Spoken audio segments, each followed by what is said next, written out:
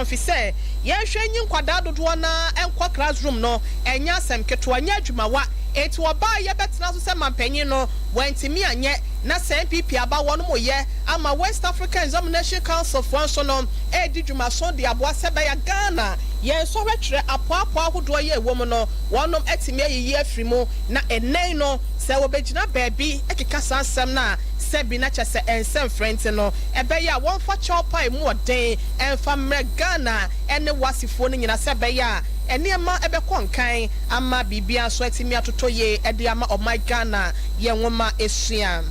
yet what ensem no so e won nsem foforo mu a na chese wode wani kire mu e Tamale South a Mrasha bedwane ya wono e wo hoye Haruna Idrisu wano so di nsem bia todwa e chese John Dramani Mahama e ya ade a wani so ade hunu pa na efi bra ya chance eto aba e wo my Ghana mu ha se nom aban ekọ aban eba na so hwe eye mampanyi bi ene na aban a won ma ba betina adwa so etimi atoto Ghana ye ama ya kwan ya tete apropa nsam na wie samu akone edu no watimi asiesie di ama ye abusua wa chese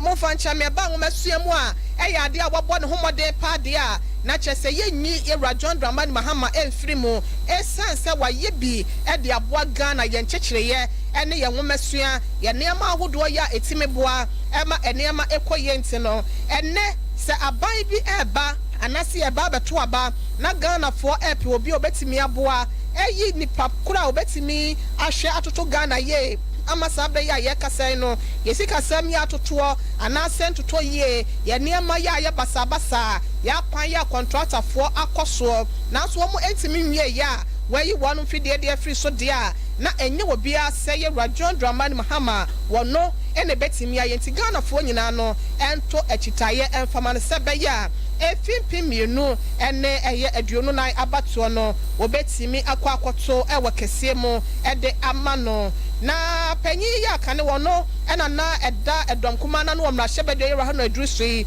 wade nsem wese nyina etudwa wa bra na wonum nyina no ehwe ede wani akire mu ewo Nava David na gobili ya wono etoso mienu ene na pamfo ya wonum nyina no ewo sagrula na se wo mo ekwa ahemfie ho akwakochia empanyimfo anam so nti no wada ensem wese nyina di ede ekireye na yetwa so ewo ensem foforo ma abusua na sanyada na ababa wa ya friend afie asantoa aduonum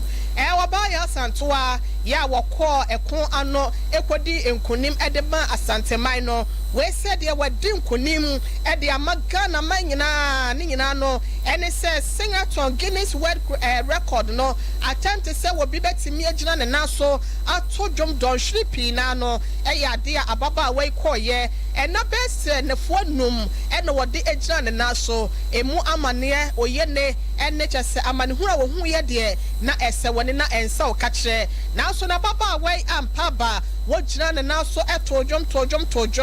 don hwe wo ha aduonu ene ekire ya chese Guinness World Record obi akane no oye China ne abronte a wotimi gina ne naso se wo hwe na watimi abreki sa record we no wotimi abreki ya wokoduru ye ewo eye hours no 105 na baba wa we said ye watwam 120 no ena akwa ya batobode ensem a amafo dodo na eto ede ama eye afie asantewa eno enam so ntini Ewura John Dramani Mahama wasi nipa nyina eda ne mo na sa wana ne bia wadan wi oba bechiwa wi nti ono so ede abasobode ensem akọ ede ama ababa we kept asking which day it was, and I finally got to know that today is Friday. So on behalf of my husband, my family, my team, volunteers, media, Ghana Tourism Authority, I would like to say a very big thank you to each and everyone who participated in this Singerthon attempt. Don't even remember how it started, not to talk of how it ended.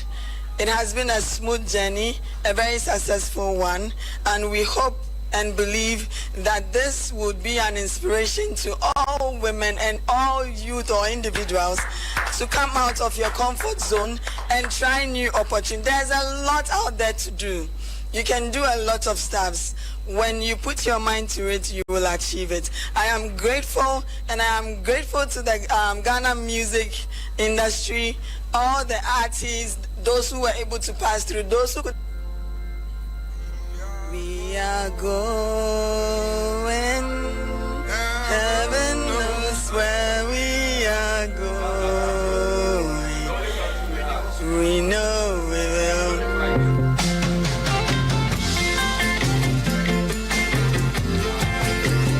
We are going,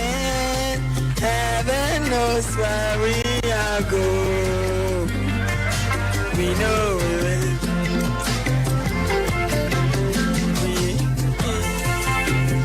We will get there. Heaven knows where we will get. We know we will. It will be hard, we know. Ebusiafo na chese efia santewa adionum wono ena ende ya ye kase no watimi agina ne naso ato dwom don hwe no wo ha aduonu ene ensia eche nam so nte no abasobode dodo na ekoma na yera John Dramani Mahama wono so edibi ekọ edi ama na baba wa no ose ye kọ yanim enye betesa ne ma bekọ achiwacho na so ne nyina mo no ye befem ne ye de akọ akoduru nte no obia enhye ne sapom so Ghana de hye ni titu de mebru no ne pa bebre wo ho opportunities anasa kwanya dodo na wo yanim te no ye hwe na bibi ba ye fa ya wonyim na ensi yo enso eka ho na gidie etechira obia betimi akodi enkunim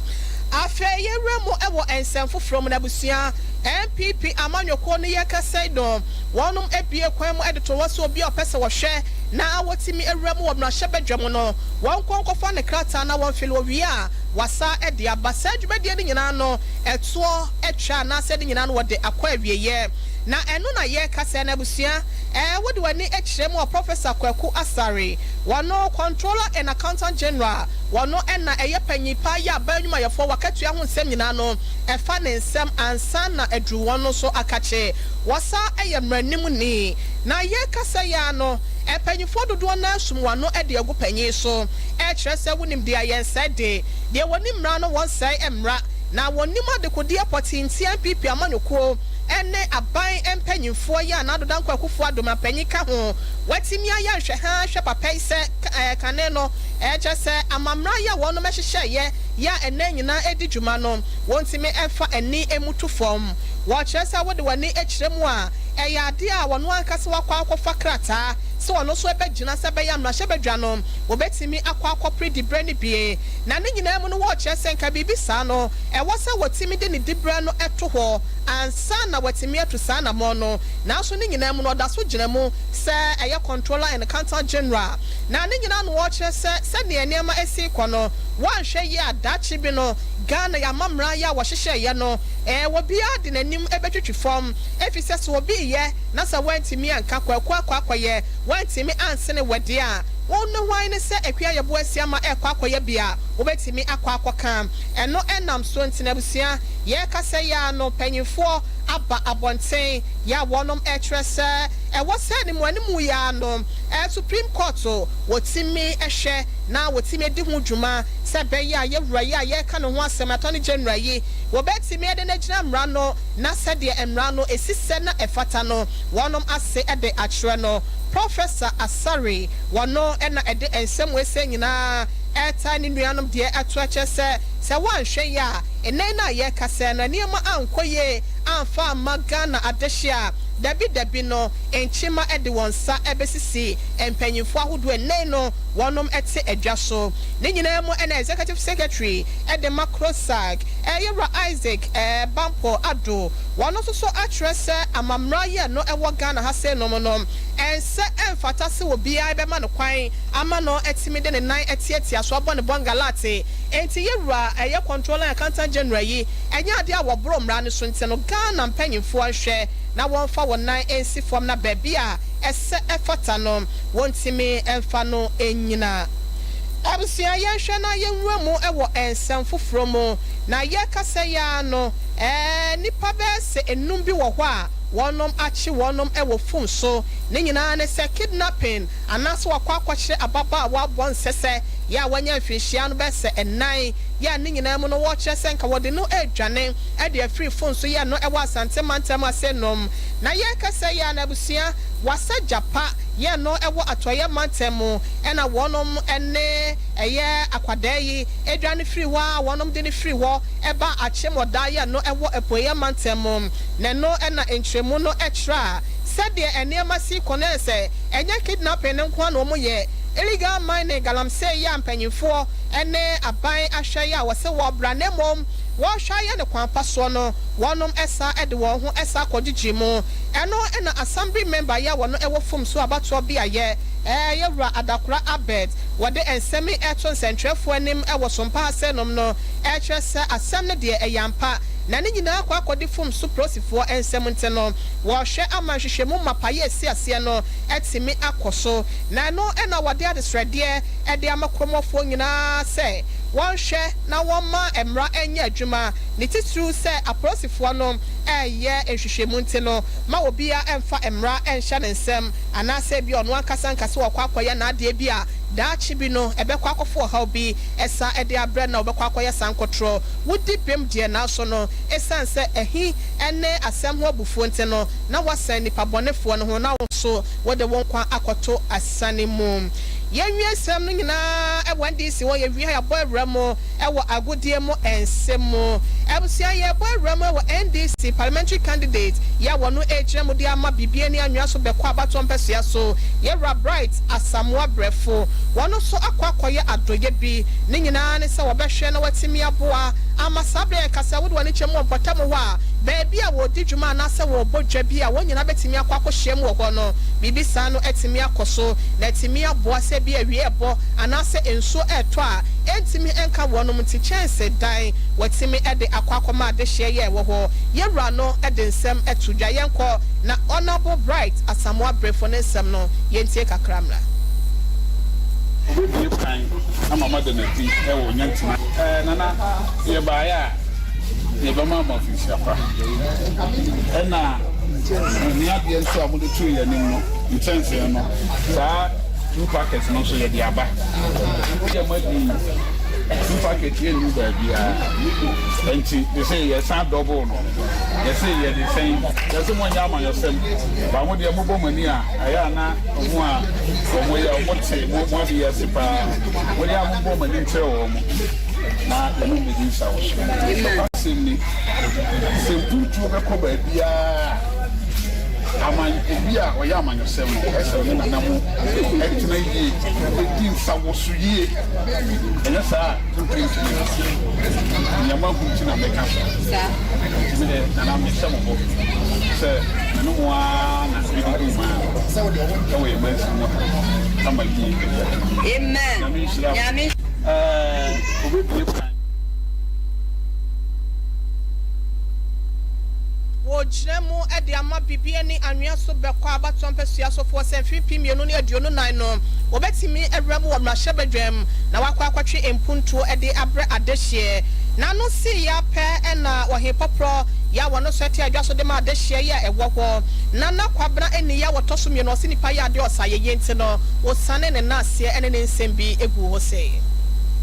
Fanna wo bukaso ena nje se baka to koyo bo se I reach o ma bo ha if at least we ask for more so go here ha no go ask for more na go dey ask more no wa maye ya ya sika ni tama ya wa se ya ni wa ye ni de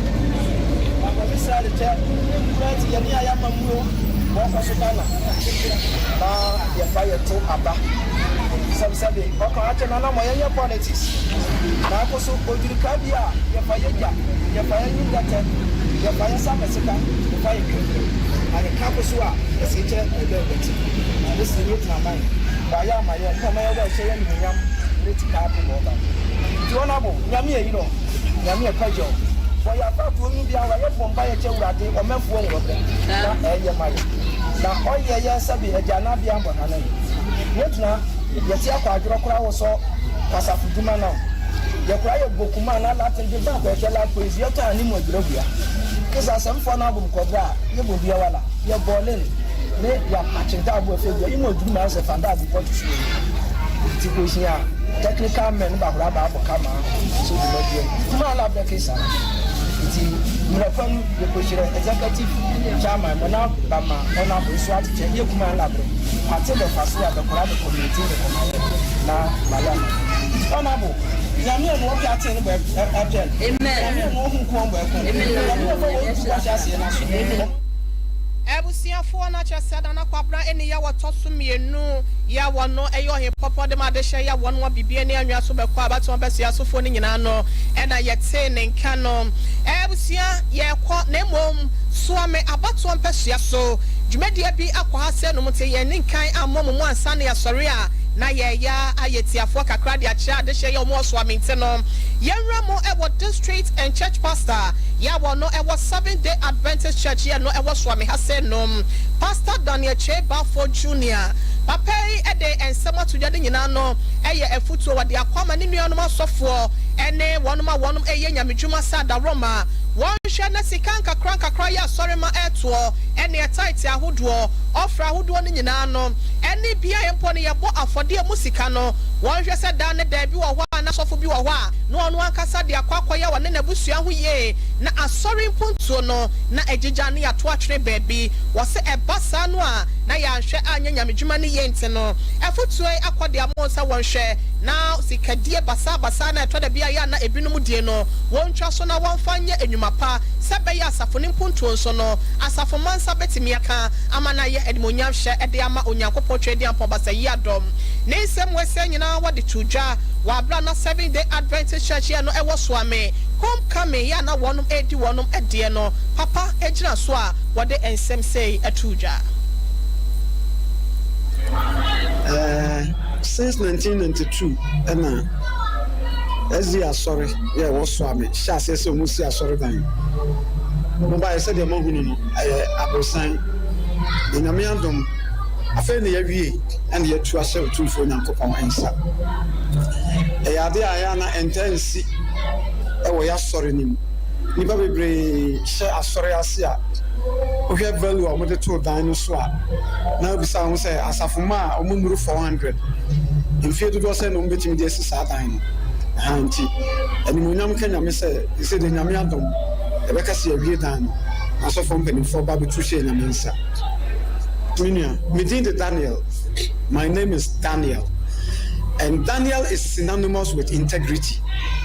Inti minya obia sabi me osin to me omreye minya strabofo, but magi sofo ko mfie June. Baby ani ho amaye sofo a me dem sa kan sori sika. Ebusia nipa yete ne ke Pastor Daniel ya wode wani kiremo ewo soame a 7-day Adventist asafo no wotua ano sasafo panyi ya enuada ena eye wonum etimisi abrosa sorry da chenchenche pa na wonum ebia no wo sai homecoming no ena ne nyina da wo gina so a wode ensemi etuja nana no si ya pa sorry mado so e ka se kwase menka ye so ye wo kakra e de tertiary da nyankopon ase asompani adubo ahe anije ahye makoma so ene se ye share afori ase no kete na mefia adwuma e wo magazine na minimi se ebre bi kura nu e ma nyankopon asore dan etise ye yanke ye nsabe tetare ho nke bitimi esidana me no brise na nso so awurade aboa amane se ya tu ye nsafre ewiase nipa nyina na se wo ma behunu se de eden asia ya na eniji ahye makoma so a me hu de manyevise Ebusia nipa yete ne ken eye asori panyi ba koya wono so e waso ame 7-day Adventist asafonimu ena yeko ekotie na ye niji sem wonu ma ye biaboa ama enne wonu matimi apagya dan kokoro e de asiwa ya eye wasombia e de ama asafoma na agye akra dodo na so e de afri bonimo akokro potwedi ampon ne nchen ne krokro mu no kasama foso no ko ya wato ensa e de friend no no eye Sheikh Harun Mumun wano ena asante mantem asenom wo ye chief imam ebusia wo gina dwumedie na se e de nsem kakra sei emayen. Praise the God. Hallelujah. Hallelujah. Shalom. alaikum. Alaikum salam. Sidama CP. Sema paha. Mama pai. Semen kasa. Kumano Methodiso Presbyo Mosfa. Omujina ndo Methodist je ko mo sorry dem. Ana bin Singerthon ko kwa sorry dem na bone. Museni ishana sumjen kana Muhammad sallallahu alaihi wasallam. Asori for kudama kese ba ne nyame dem ho ene ne bedi inkuta ho mumi ye bibia we o ma sori mrex no repra o so mo ko na bon no so mo nye no haya so fe asori dan bismillah rahman rahim bismillah rahman rahim alhamdulillah bismillah rahman rahim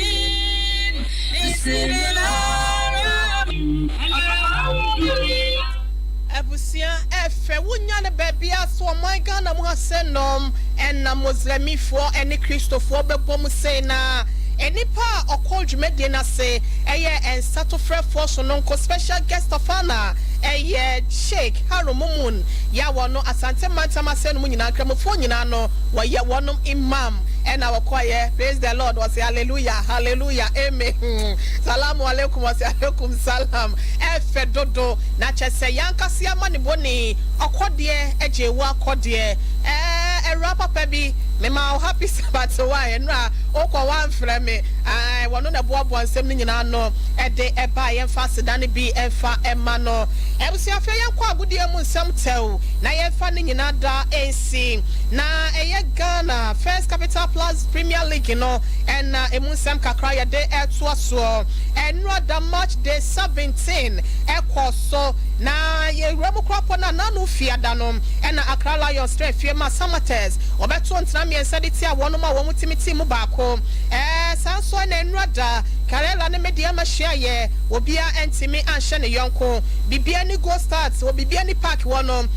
etna se shop e kan pole